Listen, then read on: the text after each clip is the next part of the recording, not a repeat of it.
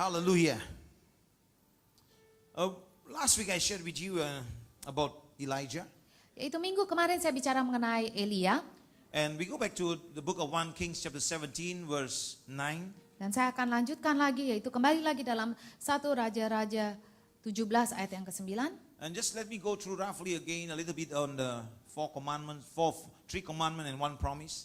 Dan saya akan ulangi sedikit mengenai 3 perintah dan 1 janji. And here you see the Bible says here, go at once to Zarephath of Zidon and stay there. I have commanded the widow in the place to supply you with food. Yaitu kita akan bacakan sama-sama. Bersiaplah pergi ke Sarfat yang termasuk wilayah Sidon dan diamlah di sana. Ketahuilah aku telah memerintahkan seorang janda untuk memberi engkau makan. Amen. Number one, the first commandment, remember, it is arise. Yang pertama adalah bangkitlah, atau dalam bahasa Indonesia itu tulis bersiaplah. And that is saying that following the Lord in obedience is the outcome of the spiritual life and a great spiritual awakening. Dan itu artinya yaitu mengikuti Tuhan di dalam ketaatan menghasilkan yaitu secara rohani, kebangkitan rohani kita. Okay, the second commandment is a natural outcome, okay? Dan hal yang kedua adalah secara jasmani. Go to Zarephath. Dikatakan pergi ke Sarfat. So the word is go, yeah? Remember I explained Perkataan to you. kedua adalah pergi. I explained to you about the Hebrew word of go. Saya juga jelaskan yaitu mengenai apa bahasa Ibrani dalam kata pergi tersebut. It's called halak, yeah? Itu artinya halak dalam The third bahasa Ibrani. commandment, Yang ketiga perintahnya it says and stay there. yaitu perkatakan diam di sana. Okay? Yazab. Okay, it means dwell. Artinya itu tinggal diam di tempat tersebut. Okay, the fourth one is the promise. Yang keempat adalah janji Tuhan. And it says, behold, I have commanded a widow. Dia katakan, ketahuilah aku telah memerintahkan seorang janda untuk memberi engkau makan di sana. So now you see, when you listen to God's word, Waktu saudara mendengarkan suara Tuhan, and when God's word says, go there must be the place where God wants you to be. dan waktu Tuhan memerintahkan saudara untuk pergi ke sana, artinya di sanalah tempat yang Tuhan inginkan saudara berada. It's a place of restoration, Disitulah tempatnya, atau di sanalah tempatnya di saudara dipulihkan, where renewal begins, waktu saudara diperbaharui, where healing takes place, atau kesembuhanmu terjadi, breakthrough, blessings, terobosan maupun berkat, miracles. maupun mujizat. But before all these things come, Tapi sebelum semua itu terjadi, there is a process called dealing. ada proses atau pembentukan daripada Tuhan, Okay? And also corrections. dan di mana saudara dibenarkan. And that's why in the there is the place of blessing. Jadi di sana itu adalah di sananya Tuhan, yaitu di mana tempat berkatmu. And that is why when God said to Elijah, go there, he tells them to go there, but he must be obedient to walk that direction, and it may not be a smooth direction.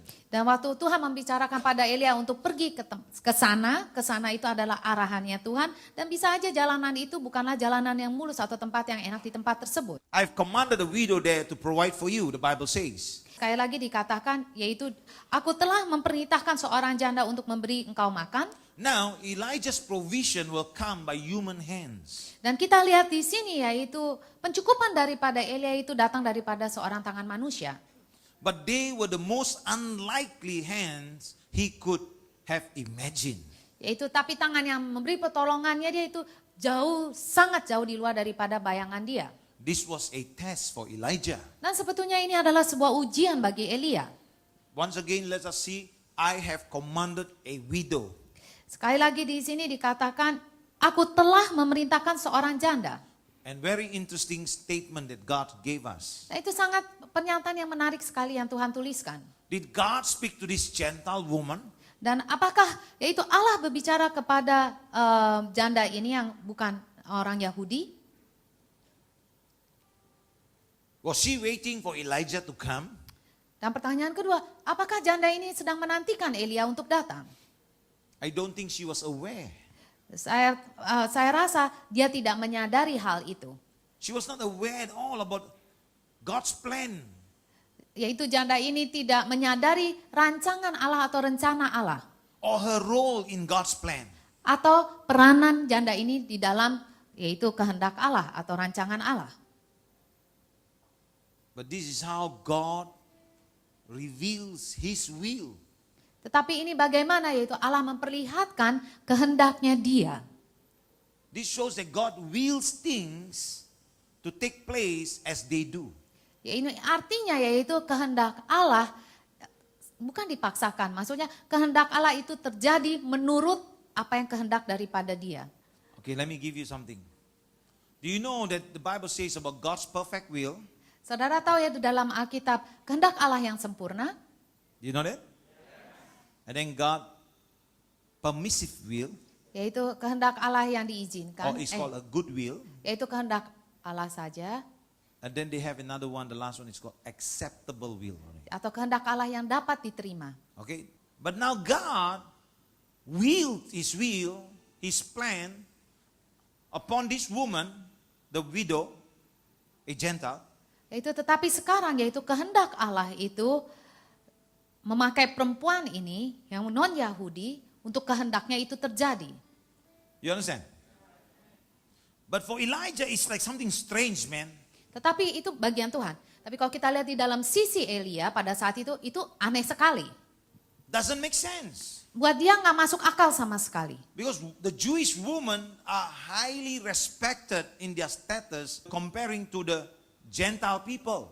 Yaitu karena status wanita dari bangsa Yahudi itu jauh lebih tinggi daripada status orang yang non Yahudi. And now God telling him to go there. Dan sekarang Allah memakai yaitu wanita ini. Wow. Some of you will say, what? Why must be like this? You know, people like today, why must be like this? Why must be like that? Why not this way?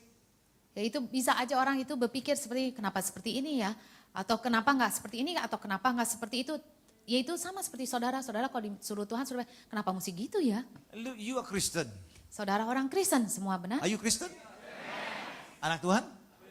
Oh, then don't ask so many questions, just follow aja. Jangan nanya begitu banyak pertanyaan, tapi ikutin saja. Your question destroy your faith sometimes. Karena pertanyaanmu sendiri akan menghancurkan imanmu. If you don't understand, you ask, it's not wrong. Kalau saudara nggak mengerti, saudara tanya nggak ada salahnya. But when you pretend not to understand and you try to do other way, that is wrong in God's Tetapi sight. jika saudara pura-pura untuk tidak mengerti karena punya mau, lalu bertanya, sepertinya di hadapan Allah itu kita salah. You follow what I'm saying? Look at Elijah, prophet, so powerful man, and yet when God say arise, go, stay there, he arose, he went, he stayed there. Yaitu lihat Elia itu luar biasa dipakai Tuhan, tapi waktu Allah mengatakan bersiap pergi dan tinggal di tempat itu dan dia lakukan. So you understand this, yeah?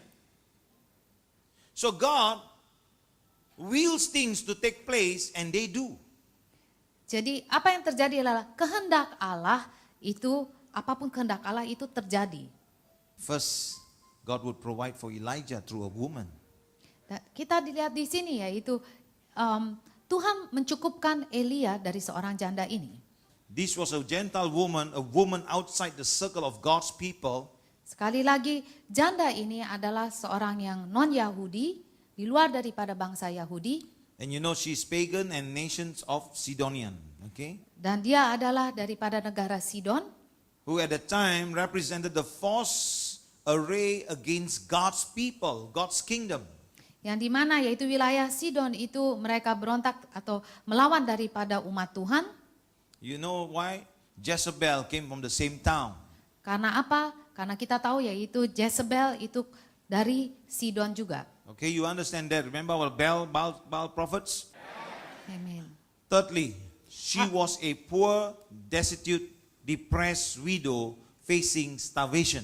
Dan hal yang ketiga, janda ini adalah seorang yang miskin dan seorang yang kelaparan dan seorang yang depresi menghadapi kesulitan kelaparan mengenai dirinya sendiri. Okay, you would not go to this woman for support. Dan saudara dengan logika sehat tidak akan pergi ke janda ini untuk dapat mendukung saudara. But God chose for Elijah this poor, destitute widow. Tetapi Allah sendiri telah memilih yaitu wanita yang kesulitan ini untuk dapat menolong Elia. To support and the instrument of God's glory. Dan dia adalah untuk mendukung dan sebagai alat dari kemuliaan Tuhan. He didn't know her problem yet, Yaitu dia tidak tahu apa masalahnya, but he'll find out soon. tetapi dia akan tahu. Yeah? Because later on when he asked her, then she said, oh, I only have so much, eat and die. Yaitu dia tahu waktu wanita ini mengatakan saya hanya ada segini banyak, kalau saya makan setelah itu saya siap untuk mati. Can you imagine how Elijah feel? Saudara bisa bayangkan apa yang Elia rasa pada saat itu. Now turn to the book of Isaiah chapter 55 verse 8. Please. Kita lihat di dalam Yesaya 55 ayat 8. And we're going to see what God says here. Dan kita lihat apa yang Allah katakan. For my thoughts are not your thoughts, nor are your ways my ways. Yaitu Yesaya 55 ayat 8, satu suara kita akan baca. Sebab rancanganku bukanlah rancanganmu, dan jalananmu bukanlah jalananku. Demikianlah firman Tuhan. So here God is saying God's ways are not our ways. Di sini Tuhan mengatakan jalanan Tuhan bukanlah jalanan kita. Show you another scripture in 1 Corinthians chapter 1 verse 27 to 29. Dalam 1 Korintus 1 Verse 27 ayat 27 to 29. sampai 29. Are you alive? Amin. Now here you see in the scripture here, are you ready for the scripture? Udah siap ayatnya? But God has chosen the foolish things of the world to shame the wise. And God has chosen the weak things of the world to shame the things which are strong. And the base things of the world and the despised. God has chosen the things that are not, that he might nullify the things that are, that no man should boast before God. Yaitu 27, 28, 29, kita akan baca sama-sama. 27. Tetapi apa yang bodoh bagi dunia dipilih Allah untuk memalukan orang-orang yang berhikmat. Dan apa yang lemah bagi dunia dipilih Allah untuk memalukan apa yang kuat. Dan apa yang tidak terpandang dan yang hina bagi dunia dipilih Allah, bahkan apa yang tidak berarti dipilih Allah untuk meniadakan apa yang berarti, supaya jangan ada seorang manusia pun yang memegahkan diri di hadapan Allah. Wow. God uses source and instruments we would never choose. Yaitu kita lihat Allah memakai sumber atau alat yang dimana kita tidak akan memilihnya. His wisdom, he chooses them to accomplish his purposes, his own purposes. Yaitu dalam hikmat dia memakai yaitu untuk alat atau sumber tersebut untuk kehendak dia itu terjadi atau tujuan dia terjadi. And according to the Bible in Ephesians 3:20, and to do exceedingly abundantly beyond all we could ask of or think. Dan di dalam Efesus 3 ayat 20 itu ditulis seperti dikatakan, bagi dialah yang dapat melakukan jauh lebih banyak daripada yang kita doakan atau pikirkan, seperti yang ternyata dari kuasa yang bekerja di dalam kita. Amen. We should not be surprised then with the tools God sometimes uses. Dari sebab itu kita nggak usah kaget dengan yaitu orang atau sumber atau siapa saja yang Tuhan pakai. You understand? You should not be surprised. Sekali lagi bagian kita janganlah kita terkejut atau kagum dengan yaitu apa yang Tuhan pakai. We are surprised because we're not listening to him. Kita bisa terkejut karena kita tidak mendengarkan suara Tuhan. Do you notice Elijah? Saudara perhatikan Elia. Arise, go, stay. He rose up, he went, he stayed. Dikatakan Obeyed, he listened to God. Dikatakan Elia yaitu untuk bangkit lalu pergi ke Sarfat, dia lakukan. And imagine, he doesn't even know Jesus yet. Dan pada saat itu Elia tidak mengenal Yesus, He doesn't even know about salvation yet. dia tidak tahu apa itu keselamatan. He haven't received the redemption yet. Dia belum menerima yaitu penebusan. But you and I, Tapi saudara dan saya, we have received Jesus. kita telah terima Yesus. We have been redeemed, Kita telah ditebus renewed, dan dipulihkan. restored, Dan dipulihkan. transferred from the kingdom of darkness into the kingdom of light. Ditransfer dari kerajaan gelap masuk ke dalam kerajaan terang. Our obedience should be more than this man. Dan seharusnya ketaatan kita itu jauh lebih besar daripada ketaatannya Elia. You see, that's the problem. You see, now the man of God must learn to do the thing like this. Masalahnya itu dia, hamba Tuhan harus belajar seperti yang Elia lakukan. That the church can do the same. Sehingga gereja bisa melakukan yang sama. So what would you choose? Apa yang saudara akan pilih? You'll be surprised. Can remember how God used these tools? Dan sekali lagi itu saudara sendiri akan terkejut bagaimana Tuhan bisa memakai orang tersebut atau alatnya. You may not think like that, but God thinks like that.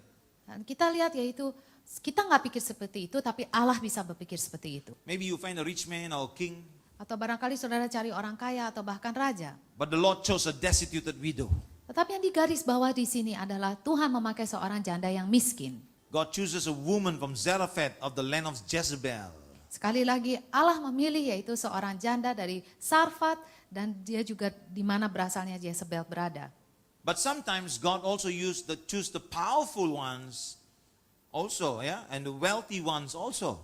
Jangan salah saudara mengerti, yaitu kadang-kala juga Allah memakai orang yang kaya, orang yang memiliki kedudukan atau yang Don't pintar. misunderstand. I'm not saying cannot be used. It can be used, but God chooses. He knows when to choose. Yaitu jangan salah mengerti saya, Allah tahu kapan dia harus memilih orangnya tersebut. Like for example in Nehemiah chapter 2, that's where he chose the wealthy and the powerful to do his will.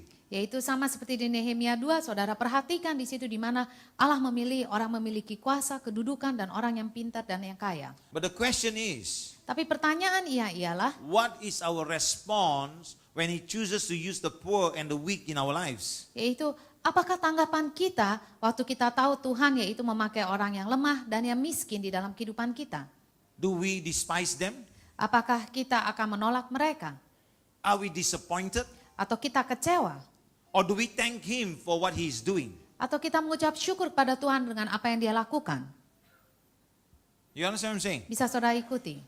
So these are the questions that you and I must ask. Dan ini adalah pertanyaan-pertanyaan saudara dan saya harus tanyakan. The question about the rich, no problem. I know your answer will be good. Yaitu untuk orang kaya nggak masalah dah itu jawabannya. But now, what if God chooses the poor and the weak to use in your life? Tetapi sekarang apa yang terjadi, mau nggak maksudnya saudara terima jika sekarang Tuhan memakai orang yang lemah, yang miskin untuk menolong saudara dalam kehidupan saudara? Or maybe you will say, why must it be this way? Atau saudara akan berpikir, kenapa yang mesti jalannya seperti ini? Why must it be me? Kenapa harus saya? Now make it more personal in the situation that you are going through now. Dan sekarang buat lebih lagi pribadi hal ini dalam kehidupan saudara. Are you allowing God to choose his will in your life now? Yaitu pertanyaannya, apakah saudara izinkan Tuhan memilih kehendak dia atau cara dia di dalam kehidupan saudara? Or are you doing what you want to do? Atau saudara hanya melakukan apa yang saudara ingin untuk lakukan? Don't be afraid. Jangan kita takut. That's what Elijah told the lady. Dan itu apa yang Elia katakan kepada janda ini. You must trust God. Yaitu dia katakan percayalah kepada Tuhan Allahmu. So secondly, the source God chooses to use often tests our submission. Jadi hal yang kedua saudara garis bawahi adalah sumber yang Tuhan pakai seringkali itu adalah menguji ketaatan kita. It tests your submission and also tests your faith. Yaitu menguji ketundukan kita dan juga menguji iman kita. And now let me tell you, my faith is being tested every time. Dan saya katakan iman saya itu selalu diuji. Why? Kenapa? So that I can increase. Sehingga saya bisa bertambah. My submission is tested every time. Why? So that I know where my place is at all time with God. Yaitu ketundukan saya juga selalu diuji karena sehingga saya tahu yaitu level saya bisa naik lebih lagi dalam Tuhan. It's not that you are being tested. I'm also being tested at the same time. My faith is also being tested. My submission is being tested. My obedience is being tested. At all times you have to do that. Bukan hanya saudara saja diuji, tapi saya juga ketundukan saya, ketaatan saya, iman saya, itu semua harus diuji dan diuji terus sama Tuhan. Maybe you don't see, but I don't have to show you.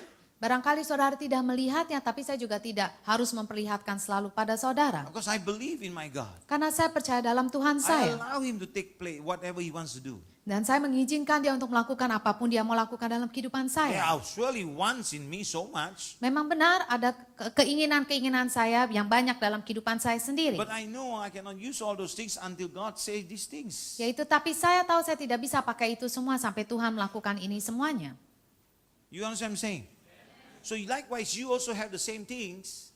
Begitu juga saudara, sama seperti yang You dihadapkan, must surrender to God. di mana saudara harus berserah kepada Tuhan. You cannot just say, oh yeah, but I surrender, but then you do the other way. Cannot. It Saudara, doesn't work. nggak bisa yaitu, oh ya Tuhan saya berserah sama engkau, tapi saya lakukan apa semaunya saya sendiri. No. Nggak bisa. Imagine, how could God possibly supply through this destitute woman? Dan saudara bisa bayangkan bagaimana Tuhan mencukupi melewati janda yang kekurangan ini. The how is not important actually. Yaitu bagaimana itu nggak penting, God will show that in time, God only wants us to trust Him regardless of how things look to us. yaitu bagaimana kita nggak usah pertanyakan karena pada waktunya saudara akan melihat sendiri. Tetapi di sini ialah Tuhan mau, yaitu kita percaya kepada Dia. Regardless of how things look. Di samping daripada keadaan yang kita lihat secara jasmani, keadaan kita. Don't just have faith for what you want. Jangan hanya memiliki iman dengan apa yang saudara inginkan, Have faith for what God wants. tetapi memiliki iman dengan apa yang Tuhan inginkan. For what you want is nothing important. What God wants is more important. Yaitu apa yang saudara inginkan tidaklah begitu penting, tapi apa yang Tuhan inginkan jauh lebih penting. You see, how can we rest in God's supply in situation like this? Bagaimana yaitu kita bersandar kepada pencukupan Tuhan di dalam situasi seperti yang dilihat ini. We need to remember a simple and profound concept. Kita harus mengingat yaitu hal yang sangat dasar dan hal yang sangat dalam. Who would supply Elijah's need? Yaitu nomor satu, yaitu siapa yang akan mencukupi kebutuhan Elia. The woman or the Lord? Yaitu wanita tersebut atau Allah yang akan mencukupi kebutuhan Elia. Thank you. Of course, the Lord. Udah pasti Allah. The woman was only an instrument. Jadi sekali lagi wanita Sarfat itu hanyalah sebagai alat. Now this is a warning for you, okay? I'm going to give you a warning. Dan ini Simple. peringatan bagi saudara semua. Never get your eyes on the instrument or the condition. Yaitu janganlah fokus saudara kepada instrumennya atau alatnya Allah atau kondisinya saudara. Look beyond the instrument to the real source of supply. Tapi fokus saudara jauh daripada, pandangan saudara jauh daripada hanya instrumennya atau keadaannya, tapi sumbernya. That is the Lord. Dan kita tahu sumber kita hanyalah Allah. Amen. Praise the Lord. If Puji you want to Tuhan. clap for Jesus, clap all the way for Jesus. Don't clap 50%. Give him all the glory. Kemuliaan semua hanya bagi For Tuhan. he is the source. Karena hanya Yesuslah Amen. sumber We give segala you the sesuatunya. praises. Amen. So never get your eyes on the instrument Sekali or lagi, the condition. jangan fokus mata saudara kepada yaitu alatnya atau kondisi saudara. Amen. I would love you to go home and reinforce your faith and get into Genesis chapter 22 and read the whole chapter. Yaitu saya mau saudara kalau pulang, yaitu teguhkan iman saudara, baca keseluruhan Kejadian 22. About Abraham, yeah? Itu mengenai Abraham. He saw beyond the immediate problem to the Lord's supply. Yaitu karena Abraham fokus matanya melihat lebih daripada masalahnya, tapi dia melihat sumbernya. You know, the more I read this Old Testament, the more I say, God, why does your church not believe in you? Yaitu tambah banyak saya membaca perjanjian lama, tambah banyak saya mengatakan, aduh Tuhan, kenapa ya gereja tidak percaya di dalam Engkau? They say your name, they say they believe you, but they don't trust you. Yaitu kita mengatakan kita percaya dalam nama Yesus, kita panggil nama Yesus, tapi sebetulnya kita tidak sungguh-sungguh percaya di dalam Dia. Would you drop your work and just go if I tell you to go to somewhere to do what God wants you to do? Or would you say, oh, cannot this and that? Maukah saudara itu, mamanya, lepaskan pekerjaan saudara, langsung pergi, kalau saya suruh saudara untuk pergi, atau saudara akan mengatakan, sebetulnya saya mesti ngerjain ini apa itu. Would you trust God with your life? Pertanyaan saya, apakah saudara mau percaya Tuhan dengan kehidupan saudara, saudara percayakan kehidupanmu dalam tangan Tuhan. Now I'm so blessed that so many of the leaders are ready when God want to send them out. So I'm happy for them. Dan saya sangat diberkati waktu saya melihat yaitu beberapa pemimpin yaitu siap untuk diutus Tuhan. Saya diberkati dengan itu semuanya. We may have a desire, but God may have something else. Memang benar kita ada kemauan, kerinduan hati kita, tapi rancangan Allah barangkali berbeda. And you may not have what you have today when you obey what God wants you to do, because we live by faith and trust Him Dan for the barangkali supply. yaitu dan bisa aja atau barangkali saudara tidak mendapatkan apa yang saudara inginkan. Meskipun saudara yaitu beriman kepada Tuhan dan berjalan mengikuti kehendaknya Tuhan. Tapi kita percaya Tuhan akan mencukupi segala kebutuhan kita. I always believe, when you do not have enough, downsize. Yaitu saya selalu percaya jika kita tidak cukup hidup kita, kita harus ikat pinggangnya dikencangin dikit. And you rejoice still. Dan tetap saudara masih bisa bersuka cita. But today's Christians, they don't want to downsize, but they want to live the standard and live by faith. If you have the faith, why not? Go ahead, Yaitu man. tapi seringkali orang Kristen pada zaman ini tidak mau hidup seperti itu. Mereka mengatakan, oh dengan iman saya masih bisa hidup seperti itu. Memang kalau saudara punya iman, ya kenapa tidak? But don't speak otherwise. Tetapi dalam satu sisi lain di belakangnya jangan bicara yang lain-lainnya juga. Don't show your grumpy face. Jangan perlihatkan yaitu muka saudara yang sedih. Don't speak words that hints what's happening to you. Dan jangan berbicara nyinggung-nyinggung yaitu apa masalah saudara kepada orang-orang. Because it's so easy to read. Karena mudah untuk dibaca yaitu di antara kalimat-kalimat I'm saudara. looking for men of faith. Saya mencari yaitu seorang yang beriman. I'm looking for people that will say, God, I want to trust you. Dan saya mencari orang yang mengatakan, Tuhan saya mau percaya kepada Engkau. Because you have been walking with Jesus so long. Karena saudara telah begitu lama berjalan bersama Yesus. We must trust the Lord. Karena kita harus percaya pada Tuhan kita. You must follow like Shadrach's message and Abednego. Dan saudara harus yaitu ikuti seperti Sadak, Mesach, dan Abednego. They did not see Jesus, but they say, I believe. Yaitu mereka nggak melihat Yesus, tapi mereka mengatakan, aku percaya. What if you are in that position? Would you still believe today? Dan apa yang terjadi dengan saudara jika saudara posisinya seperti mereka? Apa engkau masih mau berdiri teguh tetap percaya kepada Tuhan saudara? Today you have Jesus, you have the Holy Spirit. Hari ini saudara ada Yesus, saudara Roh Kudus. You have the word and the confidence that you are saved.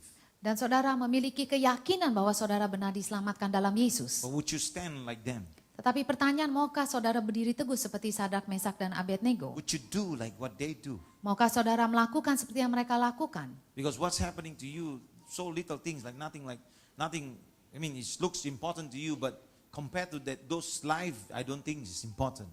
Yaitu kalau saudara, saya tahu apa masalah saudara, kelihatannya penting bagi takaran kita, tetapi kalau dibandingkan dengan orang-orang zaman dulu, yaitu di dalam Alkitab itu jauh saudara. So, but I want to challenge you. Dari sebab itu saya mau menantang saudara sekalian You have that semuanya. grace, you have that faith. Saudara memiliki anugerah dari Tuhan, saudara memiliki iman dari Tuhan. You have Jesus. Dan saudara memiliki Yesus. And today you have the Holy Spirit. Dan sekarang hari ini saudara ada Roh Kudus bersamamu. Now stand your ground. Dari sebab itu berdiri teguh. Trust the Lord. Percaya kepada Tuhan.